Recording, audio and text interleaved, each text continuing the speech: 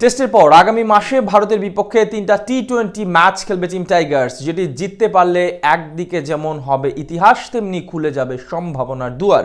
এমনিতেই শোনা যাচ্ছে 2025 আইপিএলে দলগুলোর জন্য হট কেক হতে পারেন রিশাদ হোসেন, তাসকিন আহমেদরা। তার উপর ভারতের বিপক্ষে তাদের মাটিতে ভালো করলেই ডাক পেতে পারেন বেশ চওড়া মূল্যে, সাথে অবসান হতে পারে ক্রিকেট প্রেমীদের দীর্ঘদিনের অপেক্ষার।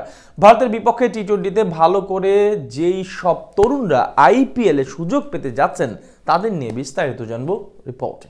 আইপিএলকে বলা হয় ফ্রাঞ্চাইজি ক্রিকেটের সবচেয়ে জাঁকজমকপূর্ণ টুর্নামেন্ট, যেখানে প্রতি বছর ক্রিকেট দুনিয়ার সব নামি দামি তারকারা মাঠ মাতান একসাথে। কিন্তু কথিত আছে বরাবরই বাকিদের তুলনায় এখানে উপেক্ষিত থাকেন টাইগার ক্রিকেটাররা। তবে সেই অপেক্ষার অবসান হচ্ছে 2025 আইপিএলে বেশ কিছু ক্রিকেটার ডাক পেতে যাচ্ছেন বাংলাদেশ দল থেকে। 2008 সাল থেকে অনুষ্ঠিত হওয়া টুর্নামেন্টে এখন পর্যন্ত সবচেয়ে বেশি টাইগার ক্রিকেটার হিসেবে ইন্ডিয়ান প্রিমিয়ার লিগে ডাক পেয়েছেন সাকিব আল হাসান। এরপর ধারাবাহিকভাবে খেলে আসছেন মুস্তাফিজুর রহমান। যদিও এর আগে ও পরে তামিম, লিটন, মাশরাফিদের মতো তারকারা ডাক পেয়েছিলেন টুর্নামেন্টটিতে, তবে কেউ তেমন সুবিধা করতে পারেননি। সেদিক থেকে আসছে আসরে ছাড়িয়ে যেতে পারে ক্রিকেটারদের সংখ্যা। সামনে মেগা নিলাম থেকে বেশ কয়েকজন ক্রিকেটার ডাক পেতে পারেন বিভিন্ন ফ্র্যাঞ্চাইজিতে, যেখানে সবচেয়ে বেশি আলোচিত নাম রিশাদ হোসেন।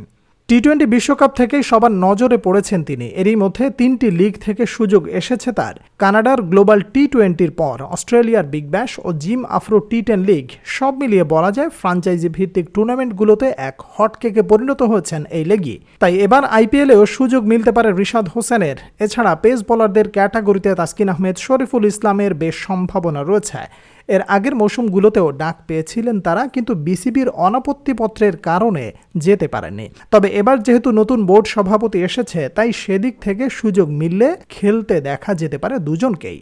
এদের নিয়ে আলোচনার মাঝে টাইগার ক্রিকেটারদের জন্য বাড়তি পাওয়া নিলামের আগে ভারতের বিপক্ষে টি-20 সিরিজ। সাধারণত দেখা যায় আইপিএলের দলগুলো প্লেয়ার কেনার আগে সবচেয়ে বেশি অগ্রাধিকার দেয় ভারতের বিপক্ষে তার পারফরম্যান্স। সেদিক থেকে যদি আসছে 3 ম্যাচের টি-20 সিরিজে ভালো করতে পারেন তারা, তাহলে প্রতিটা ফ্রাঞ্চাইজির সুনজরে চলে আসবেন রিশাদ, মিরাজ, তানজিদ তামিমরা।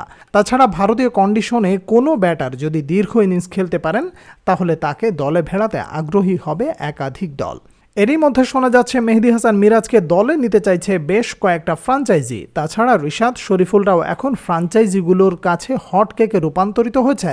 সেই বিবেচনায় তারা যদি নিজেদের প্রমাণ করতে পারে স্বাগতিকদের বিপক্ষে, তাহলে কয়েক কোটি টাকা পেতে পারেন নিলাম থেকে। কেননা ভারতের বিপক্ষে ভালো করা মানেই কয়েকটি দল নিতে চাইবে তাদের। অর্থাৎ এই সিরিজটি বাংলাদেশি ক্রিকেটারদের জন্য হতে যাচ্ছে বড় টার্নিং পয়েন্ট। পাশাপাশি মুস্তাফিজের সাথে এবার আইপিএলে বাড়তে পারে টাইগার ক্রিকেটারদের সংখ্যা।